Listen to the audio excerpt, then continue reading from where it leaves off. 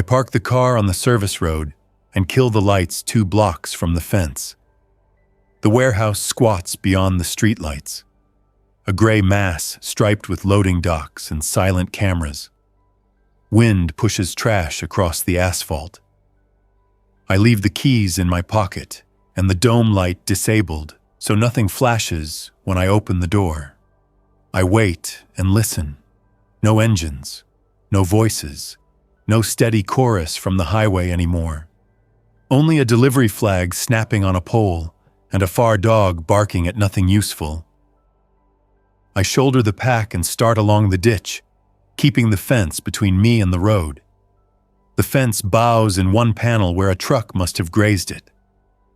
I run a gloved hand along the wire for loose points and drop to my knees. The cut is old. Someone peeled back the mesh and left a gap that faces the retention pond. I slide through on my side and keep moving until my back presses the cold steel of a parked trailer. The yard is a field of white boxes on legs. A few are still sealed to the docks. Others sit out on chocks with their doors locked by a rust-orange bar. I move from shadow to shadow and keep my steps on the painted lines so gravel will not crunch. The building breathes in its own way. The metal skin clicks. A loose dock plate shivers in the wind. Nothing stumbles or drags across the pavement. A green exit sign glows over a personnel door. The power is spotty in this city. Some grids stay alive in patches and then blink out. The sign means a battery somewhere is still doing its job. I test the handle, locked. A key box hangs under it with a 4-digit pad. I run through the usual numbers, birthdays that were company jokes years ago, then stop. It is not a puzzle night. I step away and follow the wall to the truck doors. Dock 22 has a torn gasket, and the metal handle for the manual door wears a shine from hands. There is a chain with a brake lever. I ease the brake and the door climbs an inch, then 2 inches, squealing low enough to wake every ghost of work in here. I pause and wait. No reply. I lift it just high enough to crawl. Inside smells of cardboard and dust, thick enough to scratch a throat. I breathe through cloth and roll under. The door thumps back into place. The warehouse takes my small light and returns nothing. The beam washes over staging lanes painted yellow, pallet stacks strapped in plastic, a conveyor line asleep with its rollers clean and bare. I hold the light at my hip and cut along the wall to the nearest emergency map. Receiving, stow, pick, pack, sortation, mezzanine. I have a soft spot for rooms with 1 door and a deadbolt. I will not find that here, but there will be cages. The first cage is labeled high value. The padlock is gone. The hasp hangs open like someone ran when alarms started and left it. Inside are shelves of returned laptops in bubble wrap, phones in gray boxes, a stack of cameras, and a battered cash box. I close the cage door and test the chain. It still moves. I loop the chain through the bars and slide the latch to create a stop. It will not stop a determined crowd, but it will slow a first mistake. I sweep the receiving floor. A forklift charger shows a dead panel. A manual pallet jack sits near the dock with good wheels. There is a hose reel by the fire riser and a turn valve bright red against the wall. Overhead, skylights leak a dim wash. I mark exits with strips of bright tape from a pack station. Tape is a good friend. It answers questions later when memory turns soft. The break room is a glass box near the offices. I click the light switch out of habit. Nothing. The vending machines still hold chips, peanuts, and bottled tea lined in perfect rows. I slide a flathead under the card reader, pry until the faceplate flexes, and the lock surrenders. I do not take much. The rule is always the same. Carry food that will not slow a sprint, and water that fits a pocket. I fill 2 bottles and pocket 4 packs of peanuts. I will come back if the night calms. A TV hangs silent over the tables. A schedule whiteboard lists shifts from months ago in dry erase that never got wiped. There is a number for emergency preparedness with a smiley face next to it. I study the faces on the posted safety board and do not search for anyone I know. That search never helps. I take a tour of pick, walking the rows of blue bins. Each bin holds a few items that never made it out. Socks, dog leashes, a slow cooker lid with no slow cooker. Some person stacked it, scanned it, and moved on. The scanner guns are dead now. I collect a roll of pallet wrap, a box cutter, and 2 orange safety vests to use as flags. In sortation, the belts are wide and quiet. The last labels on the chutes still show cities that might not accept packages anymore. On the mezzanine, the air shifts cooler. A catwalk crosses above the main conveyor like a bridge between neighborhoods. I step onto it and test each great panel with my heel. The place offers a map of human habits. There is a crushed soda can under a handrail. There is a hoodie folded once and set aside. The hoodie has a name stitched on a patch. I say the name in my head and do not say it out loud. Saying names inside this building rings too hard. I choose a corner of the high-value cage and set down the pack. I thread pallet wrap through the bars to create a curtain that breaks up my shape. It will not stop eyes that really want to see, but it cuts angles, and that counts. I pull wires from a broken headset and string a set of small aluminum pans across the cage door so they will rattle if someone pushes. I balance a stack of empty mail totes on the inside of the door to act as a clumsy alarm. I eat peanuts one at a time and listen for the building to tell the truth. The truth tonight is this: the city has quieted, but it still leaks trouble through weak points. Out in the yard, a plastic strap flips and slaps the side of a trailer. Somewhere above, a skylight creaks as the temperature drops. A far metal bang rides the conveyor path from an expansion joint. The noise rolls and fades. I count to 20 and hear nothing else. I cross to the security office. It is a glass wall with a counter and a door that locks from the inside. Emergency lights give it a theater glow. A row of monitors lines the back wall. Only 2 screens show anything. Grainy gray lanes from camera 6 covering the yard and camera 12 over the lobby.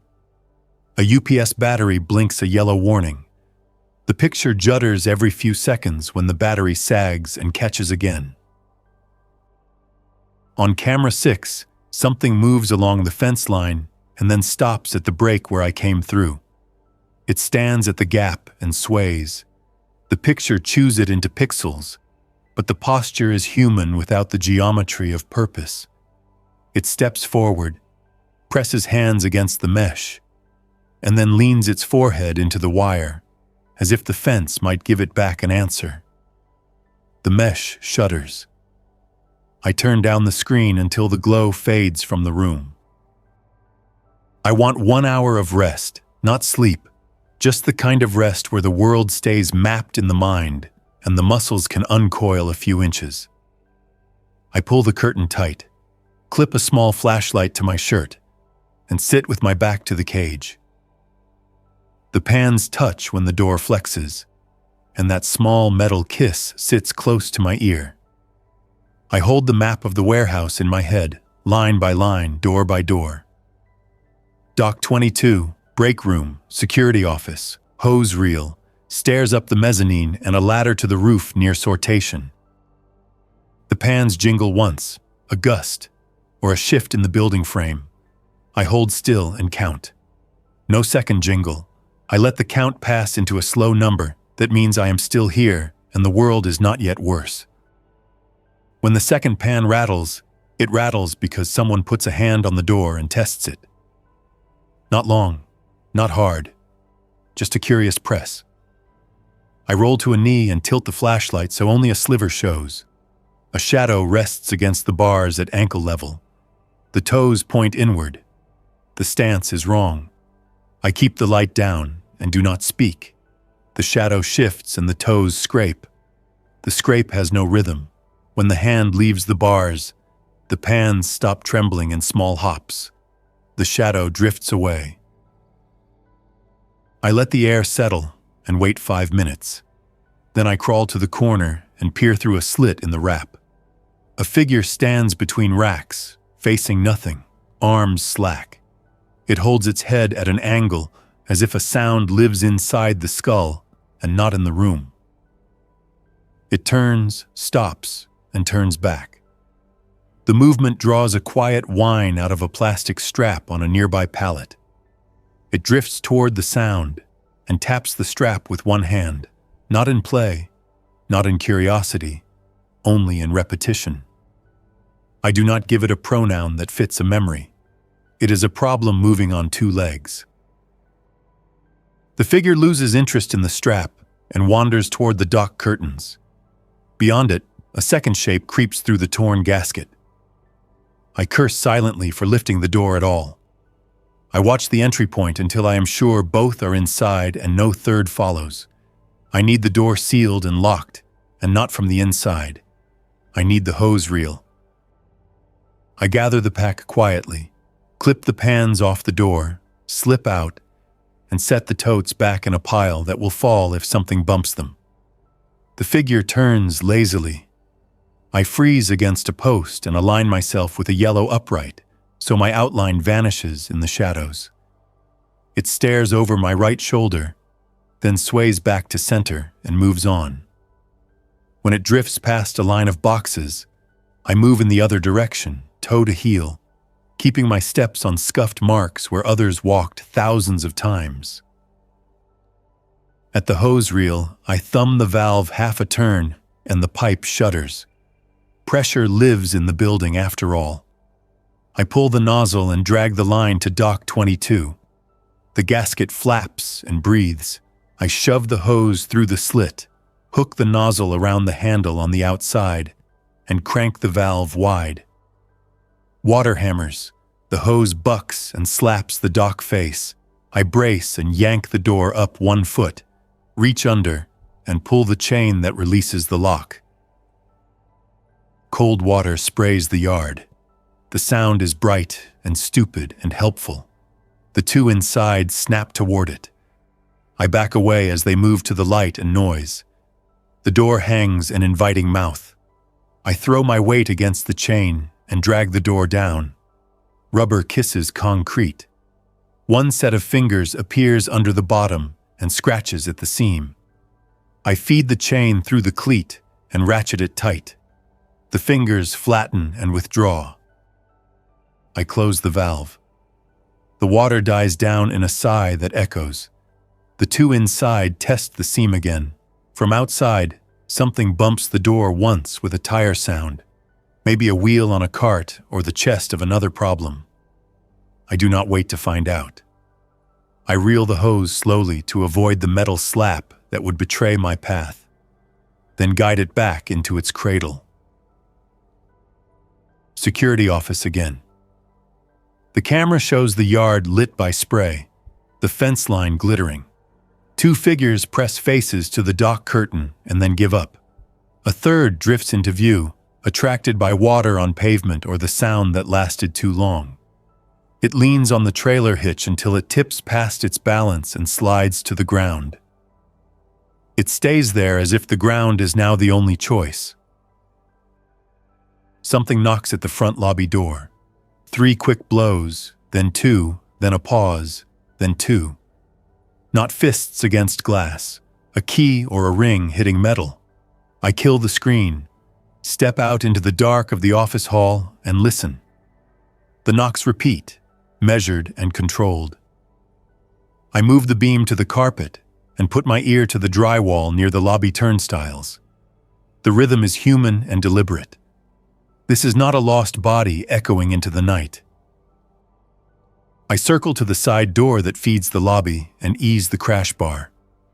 The hallway is full of reception posters and a cardboard standee reminding workers to lift with their legs. I go to one knee and peer around the corner. A woman stands with her back to the glass, a small flashlight tucked under her chin so it shines down, not out. Her shoulders hunch against the cold. She turns at the sound of the hinge and lifts a hand. No bite marks on skin I can see. Her eyes track my movement instead of sliding past me. "Quiet," I whisper, hand up. She nods hard. I flash the light once at the crash bar and then at the turnstiles, and she understands the route. I pop the bar and hold the door. She slips through. I close, catch the latch, and we stand listening to the glass for a full 10 seconds. Nothing presses back.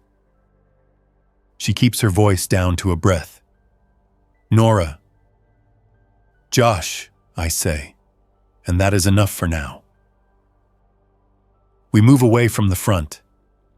I take her past the break room, past the posters, and into the warehouse mouth where the air cools and smells of dust. I show the high-value cage and the curtain of wrap. She studies the pans on their wire like they are wind chimes in a yard, then steps inside and touches the bars to feel the give. I reset the pans and hang them higher. She keeps both hands tucked under her jacket. She looks like a runner with no shoes left for running. "Heard the water," she says, voice dry and simple. "Followed it." "Good lure, bad plan," I say. "You alone?" "Now," she says, and the word lands without extra detail. I offer a bottle of tea from the machine and a pack of peanuts. She opens the tea with quiet care, tips it back, and stops after 2 swallows like someone who remembers ration math even when thirsty. We keep the talk thin. Plans like to brag and then fall apart. She wants a corner and a low profile. I want the same. We lay out rules without calling them rules. No lights near glass. No metal on concrete unless it matters. No door opened without a second person to watch angles. If one sleeps, the other listens. The cage door stays looped and blocked. The night deepens and squeezes small noises from the building. A belt somewhere flexes and taps a guard. The taps line up with the wind gusts, and I mark that pattern so I do not mistake it for steps later. Outside, something bumps a trailer and then works itself down the corrugated side in slow drags. We listen to that for a while and let it become part of the scene. Near midnight, the grid throws a fit. The emergency lights flare and then die. A relay chatters in the ceiling. The UPS in the security office beeps twice and gives up. The cameras go to black. The quiet that follows is heavier, a silence with teeth. I do rounds. I carry a tape gun and a roll of shrink wrap like a janitor on a graveyard shift, because tools in your hand keep your head straight. I run tape lines across the walkway at shin height. Nothing that will trip a careful step, but enough to tell me if a foot drags. I hang a ring of keys on a wire by the door. If it taps, I know the door moved. I wedge a mop handle under the crash bar to kill its give. Nora watches, and then copies the idea by hanging paper clips from the cage mesh. Each clip gets a bead, so it clicks against metal with a dry note if shaken. She asks for the break room bathroom, and I walk her there. The room smells clean in the way an unused place smells. She locks the stall and keeps the door open an inch. I stand with my back to the main door and count off the seconds until the sink runs. Water works. I make a note of the plumbing layout. 1 main line along the wall, branch lines to each sink, valve access behind a panel. Useful later if I want a distraction. We return to the floor and hear a new sound. A deep creak that does not match wind or metal fatigue. It comes again, longer, and resolves into the noise a heavy object makes when it rolls slowly on imperfect bearings. The cameras are dead. I cut across to receiving and crack the dock window. A trailer in the yard has slipped a chock and started to roll on the gentle grade. Its legs scrape the asphalt. It turns by itself and bumps another trailer. Metal kisses metal and sings down the line. The song brings attention. Shadows gather. A few stand at the fence. One climbs the bent panel with slow kicks, drapes over the top, and drops into the yard hard enough to sit. It rises and tests its legs like a newborn without the charm. Two others follow, drawn by the movement. The rolling trailer bumps a third and comes to a stop at an angle to dock 20. The gap between its doors and the dock seal offers a slice of black mouth where a gasket is torn. I can fix the chalk, but not tonight, not with a crowd building at the mesh. I lower the dock door on 20 and throw the manual lock, then lift the next door down the line to peer through the gap. The smell meets the face first, old sweat and rot and wet fabric. I push the door down and throw the lock. Nora stands at the mezzanine stair with a length of pipe in her hand. She points up. On the catwalk, a figure leans against the handrail. It did not come up the stairs. It came from somewhere else. Maybe the far end where maintenance ladders meet the roof hatch. It pivots and its fingers squeak along the rail. Its head snaps toward our steps. Back, I whisper. We move without a rush. Rush multiplies mistakes. We keep our shoes on the dull lines painted along the floor. The figure at the rail follows our motion with a twitchy interest. It walks the catwalk toward the stair in small bursts and stops at the top landing, then starts down a step and stops again, like the geometry confuses it. Two more shapes drift into the aisle below, drawn by the friction of our retreat. The cage is close, but the cage is also a trap if the stairwalker gets between us and the door. I shift left into pick, weave between bins, and signal with a hand for Nora to cut behind the sorter. She nods once and follows. The stairwalker chooses motion over thought and commits to the steps. Its hand slides, its foot misses. It slams into the riser, then recovers in a slow lurch. We make the sorter and climb the small ladder to the top of the belt housing. From here, the catwalk is 6 feet away across a gap. The guardrail runs straight and solid. I put the light down to a pin and find the maintenance hooks under the rail where a harness would clip. I pull a coil of strapping from my pocket and make a line. You first, I tell Nora. She sets the pipe aside, swings one leg over the gap, grips the rail, and steps across with a small grunt that she swallows before it becomes a sound. I follow, hand over hand, boot on metal. Below us, the two on the floor sniff at the sorter like it carries a smell. The stairwalker reaches the bottom and tilts its face up toward our shoes. Its eyes shine with the same aluminum cold as the pans on the door. It reaches, misses by a foot, and swings at air. On the catwalk, we move to the roof hatch. The hatch handle is zip-tied. I cut the tie and lift. Cold night air falls into the space and moves our clothes. The roof is a flat field of gravel with HVAC units crouched in rows. The city lies far away in a low strip of orange. Closer, the yard shows a busy scene of quiet motion. A handful of figures at the fence, 2 at the rolling trailer. The bent panel now a ladder for any that guess it. We cannot fix the yard, I say. We can keep doors shut and wait out the roll. We can move to a corner with only one path in. Nora points to a rectangle near the back corner of the roof. Skylight over a small room, she says. Maybe a maintenance shop. One door, solid walls. We descend on the far ladder into maintenance. The room smells of rubber, solvent, and hands. Pegboards hold tools. Lockers hold vests.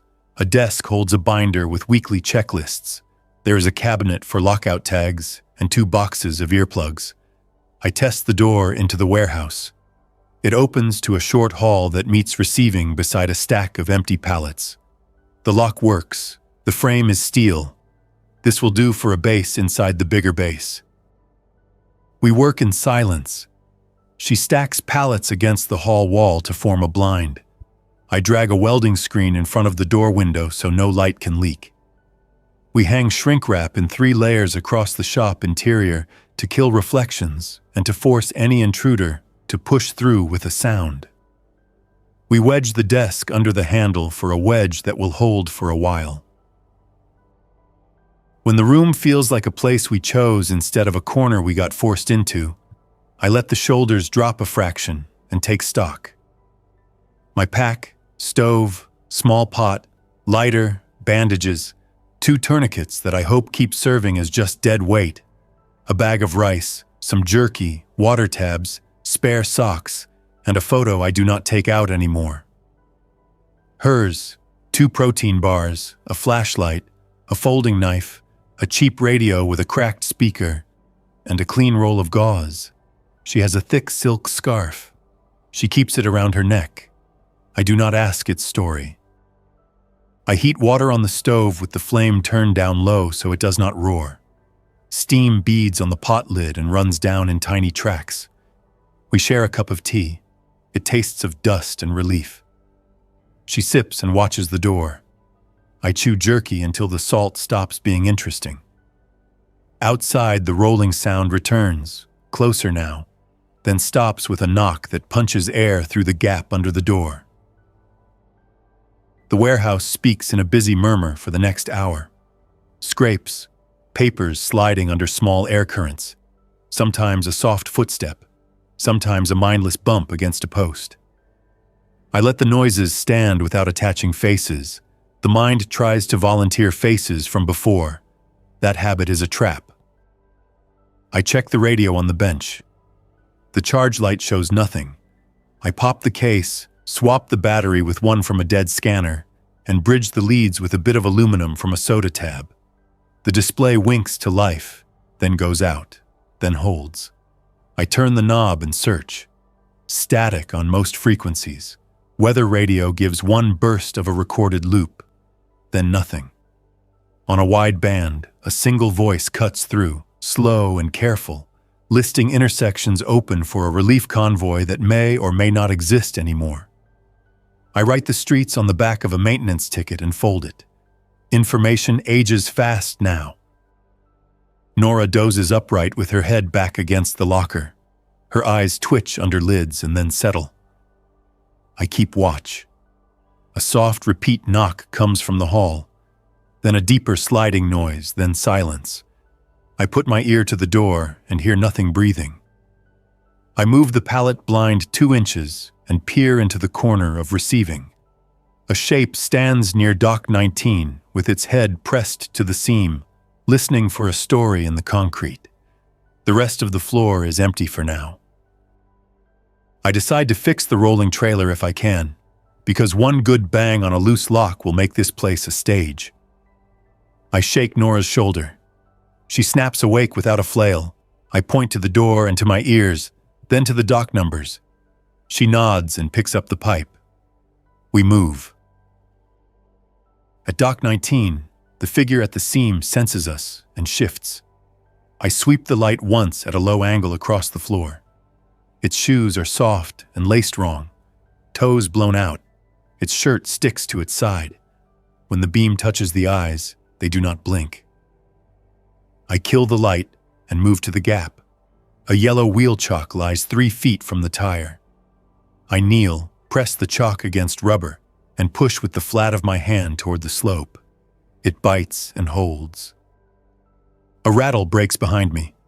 Another has found the pallet blind and shakes it, as if more pallets will come if asked hard enough.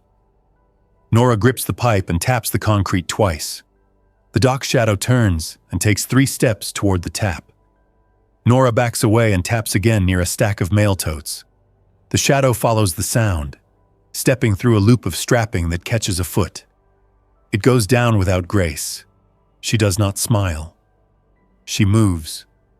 We move together. The yard grows louder. The chorus is not a movie howl. It is closer to a basement party where everyone is too tired to leave and no one wants to admit it. It swells and breaks in waves. The bent fence panel now holds 6 across its top, heads over the wire like fruit waiting to fall. We cannot hold this building if that keeps climbing. We need quiet, or we need distance. Morning, Nora whispers, pointing to the far windows where a thin gray announces nothing yet.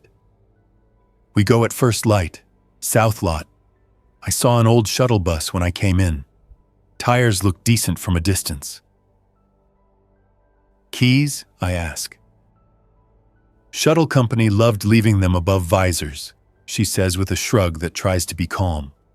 Or we push it in neutral down the grade and pray it rolls. I nod.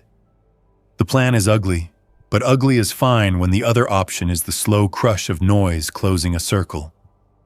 We pack. The cage is now a liability. We leave the wrap and the pans and the peanut husks.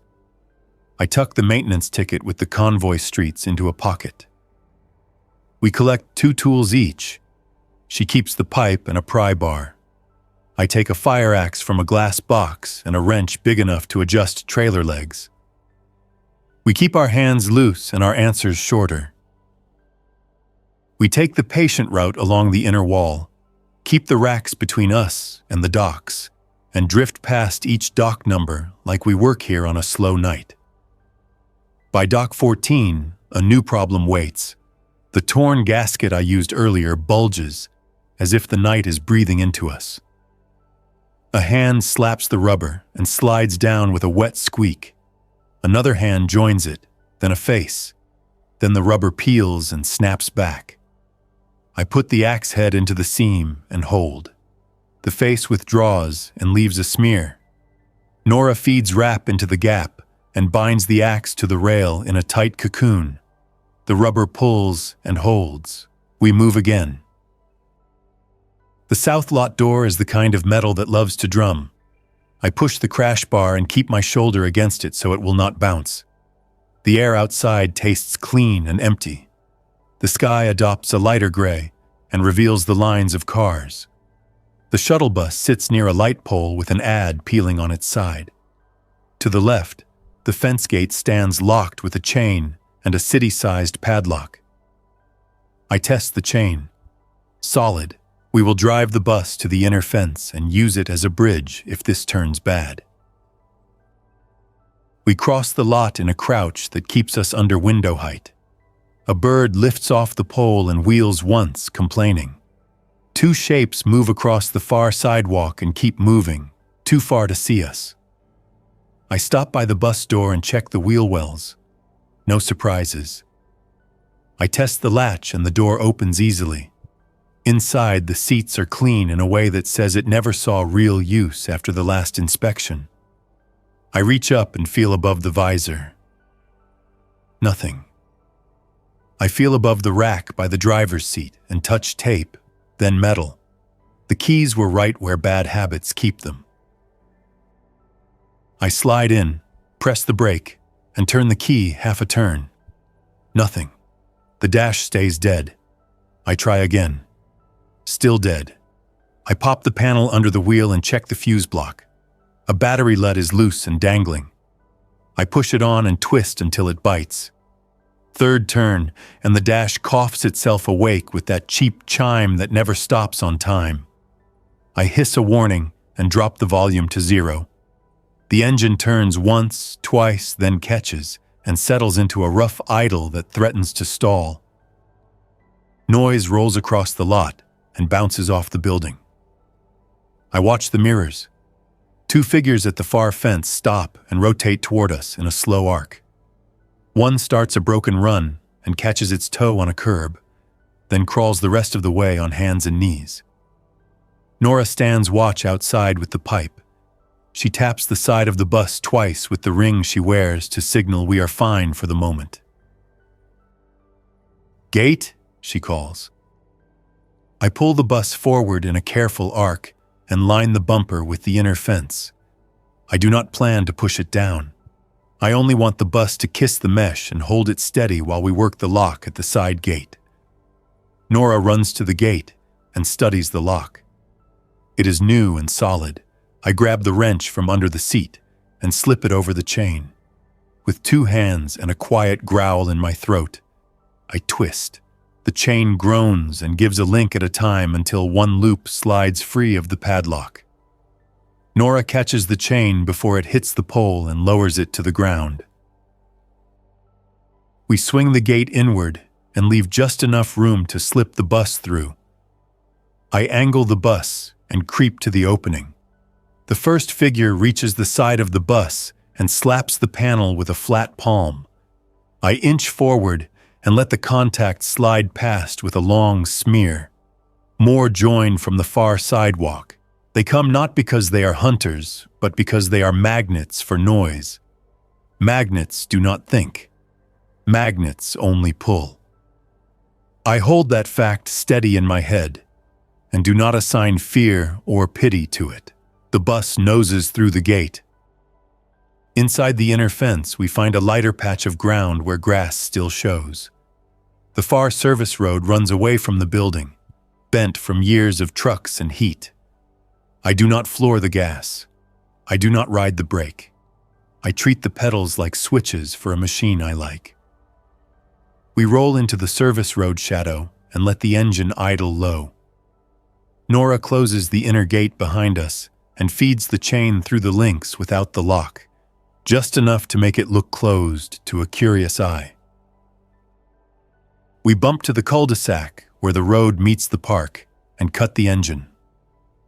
Birds start their noise at this hour with a stubborn rhythm that tells you the world refuses to end in one clean cut. We sit for a minute with our heads down, not in defeat, only to let the rush in the mind sort itself into bins, inventory before movement. She grips the pipe with both hands until her knuckles pale, then releases and shakes them out.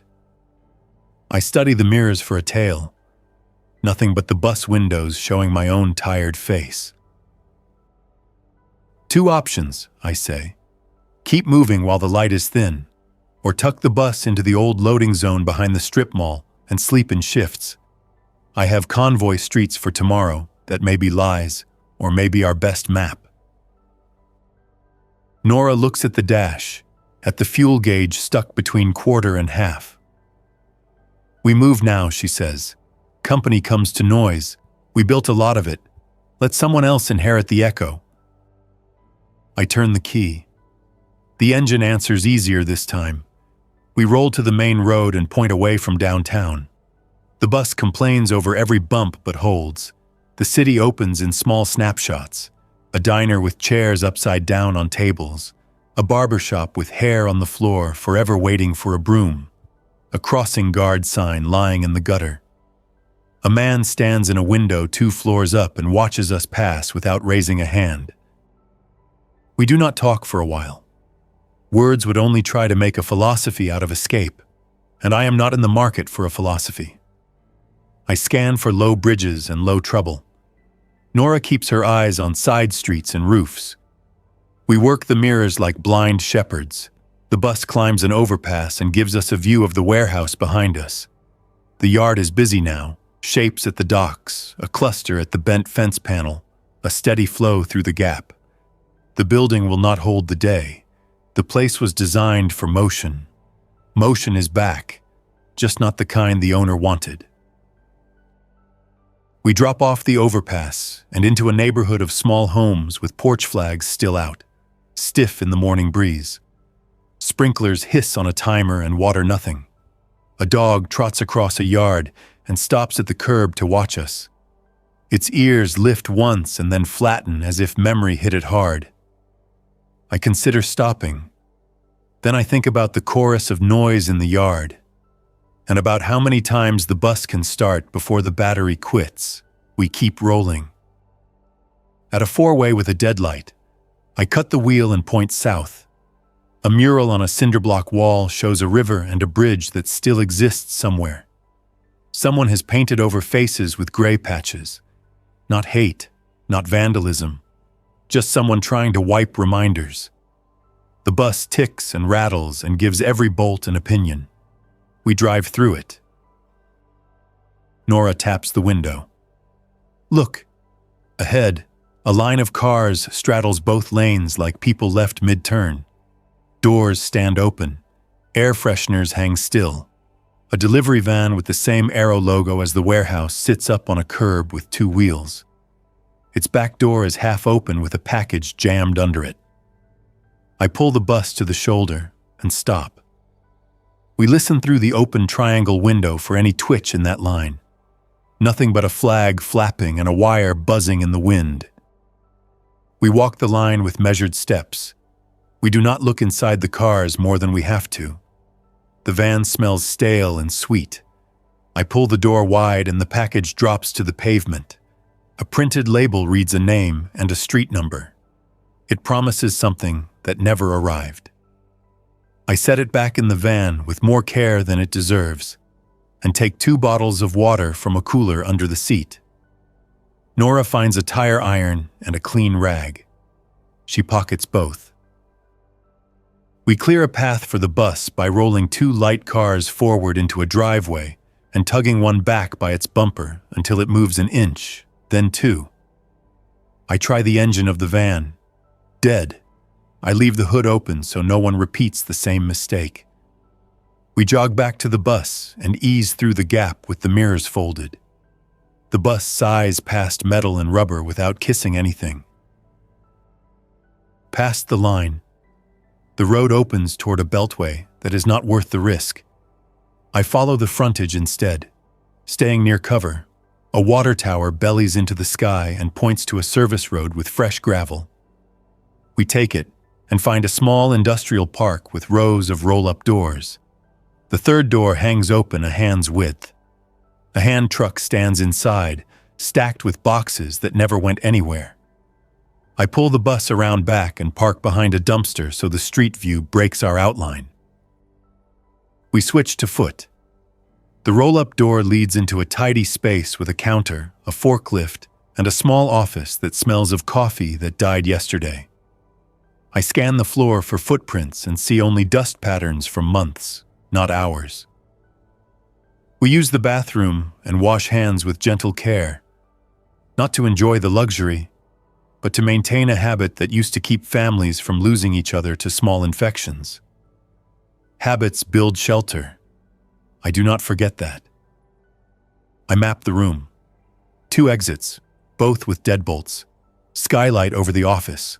A rack of boxes with labels that say filters. I open one. Air filters for HVAC units, wrapped in plastic and clean. I take 2 and stash them under the counter. Maybe somewhere we will need to breathe air that ran through something other than chance.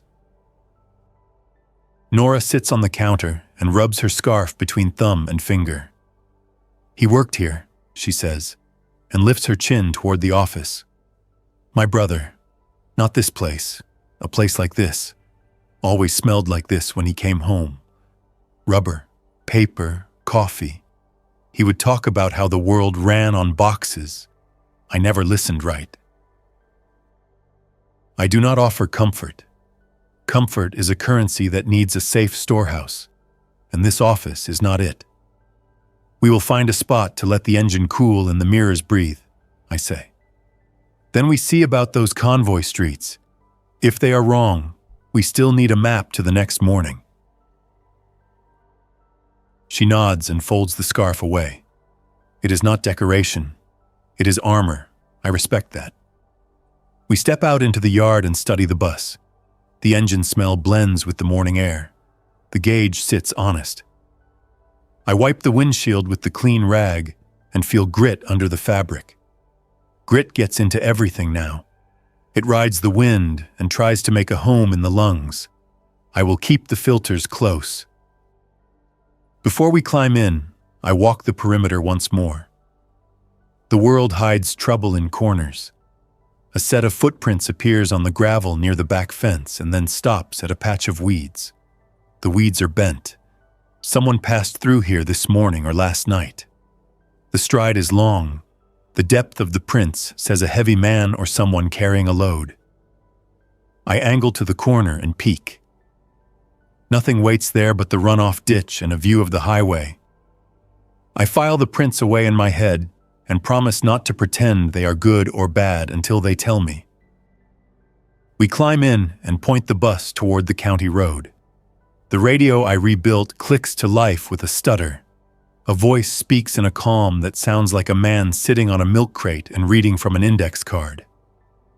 Convoy staging today. Sunrise plus 3 hours. At the old fairgrounds off Roebuck. Fuel priority for medical. No animals. He repeats it and adds 2 street names that match the ones on my maintenance ticket. The voice fades, returns, and then vanishes into static. Nora watches my face while I listen. Real? We will know, I say. Fairgrounds have fences and big gates. Many ways in, many ways out if you keep your head. She looks out the window and then back at me. We kept our heads in there, she says, meaning the warehouse. Stayed small. Used the place the way it was designed. Doors, rails, lines. You knew it before you ever walked it. I lived in a place like that, I answer. Not that one. Different city. The trick is the same. Make a giant space into rooms. Turn noise into signals. Validate your maps every hour. And leave before the place becomes a trap. We roll south. The morning grows real. The light shows the damage without drama. Cracks in the asphalt. A billboard half torn that still sells a concert that will not happen. I keep the bus steady and my mind on the map. The warehouse disappears behind bends and trees, but its rules ride with us. Keep exits clear. Keep alarms simple. Keep water close. Keep plans light. A mile ahead, a small shape stumbles in the road. It stops at the center line and sways. It could be a kid. It could be one more magnet. My foot lifts a fraction. Nora shakes her head once. The bus is not a rescue wagon today. It is a bridge between nights. I steer around the shape and give it space. It turns its head toward our sound. Its mouth moves. I do not read it. We pass a church with its doors open. Pews stand in neat rows. A sign out front says, Food Friday. The letters slide down their track. I consider the room and its walls and its single centering point. The warehouse felt safer because it did not pretend to be a refuge. It was a machine for moving things, and we fit into that machine for one night. The church is a machine for gathering people. People attract attention and trouble and hope. Hope is good. Attention is not. I keep the wheel steady. The fairgrounds sit behind a chain link and a banner that reads Summerfest. The banner slaps the fence. 2 white trucks block the main gate. A man in a construction vest steps from behind a barrel and lifts his hand. He does not wave. He holds it up like a crossing guard who still cares about lines. He keeps the other hand near his chest, where the vest hides whatever he thinks about at night. I stop 20 feet back and idle. I roll down the window. The man studies us and does a slow check of the lot behind us to make sure we are not pulling a tail. He walks up with his eyes moving. He nods at the bus. You too? For now, I say. Fuel inside for a trade, he says. No loud drama, no wandering. Keep the engine in the line. Medical first. He says the words like he has said them 20 times today, and will say them 20 more. He looks at Nora and then at me. Not with suspicion, just counting heads and energy. He motions us through. Inside the yard, a dozen vehicles sit in 2 lines. Someone chalked lanes on the pavement. A woman with a clipboard moves with purpose between cars. A small generator hums near a table where a nurse sorts vials. The smell of gas floats and disperses. A boy with a trash picker grabs a wrapper and tosses it in a bag, as if this is a campout run by responsible adults. Normal acts survive longer than normal plans. We pull into line and idle. I kill the engine to save fuel. Silence spreads around the bus. Close silence this time, chosen. Nora leans her head back and closes her eyes for a count of 5. I look out at the ring of fair buildings, the barns, the grandstand, the ticket booths with little windows where hands used to pass tickets and cash and punch cards. Hands will pass other things here today. Water, lists, bad news, a road to somewhere else. The clipboard woman taps the bus door. I open it and step down. She sees our empty hands and nods. Any injuries? No, I say. Good, she says. Fuel is rationed. Food is basic. We have a board with roads that work for now. No promises. We close the gate at dark. If you are not inside, you find your own night. She moves on, and I feel a pull to argue for more, and I kill that pull. This is a working machine. It will not help to jam it with my needs.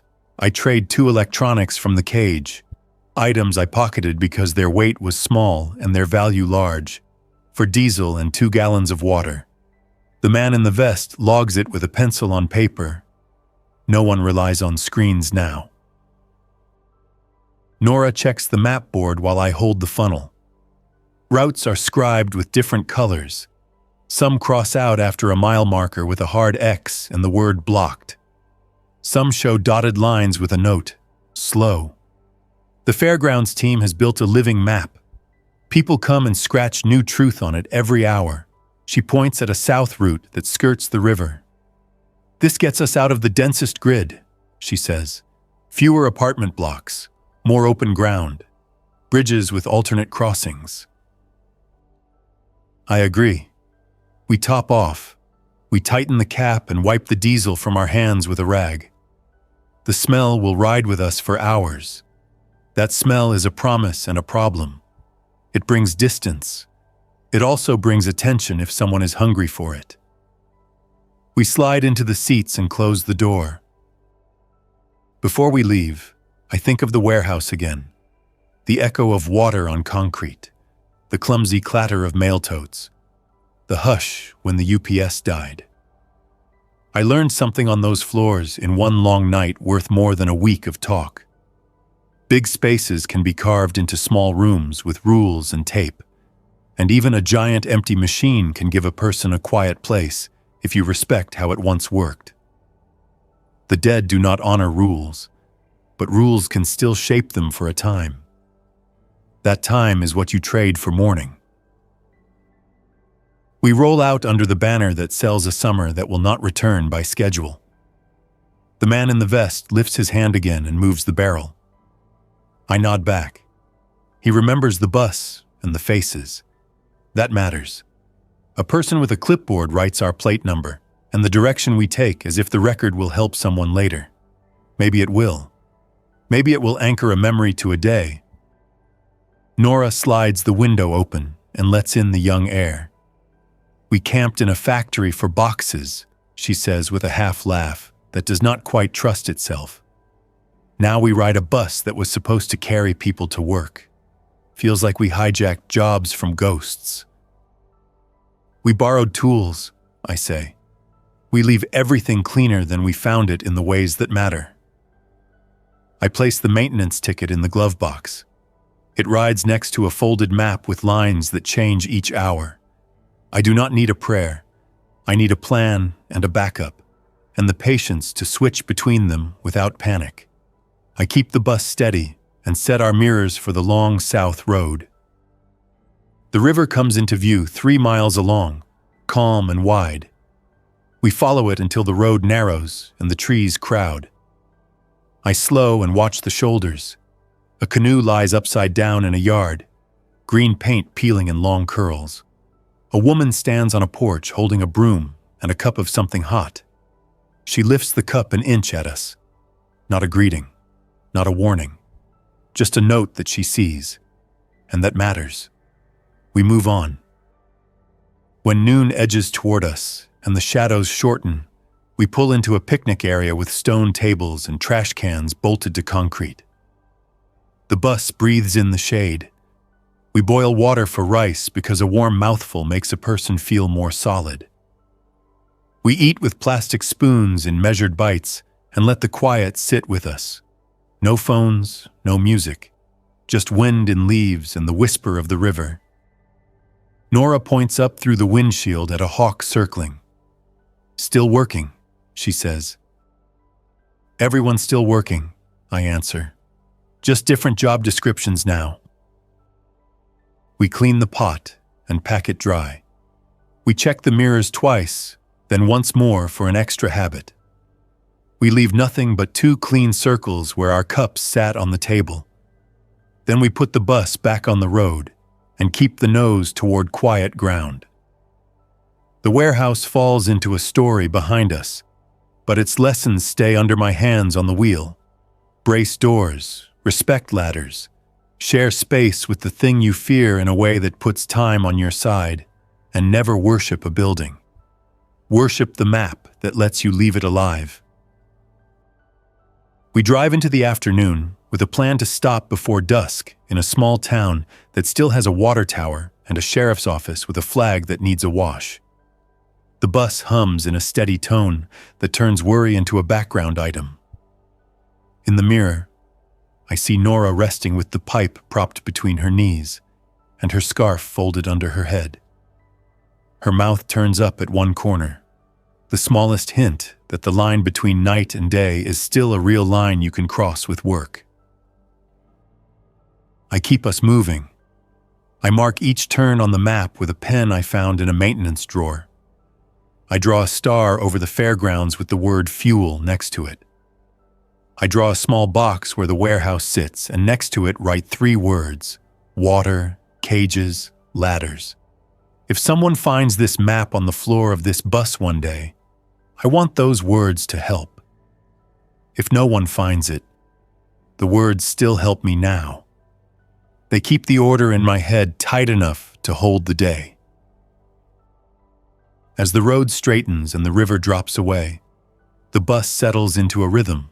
The world is not safe. The world is not kind. The world can still be managed by rules and patience and work.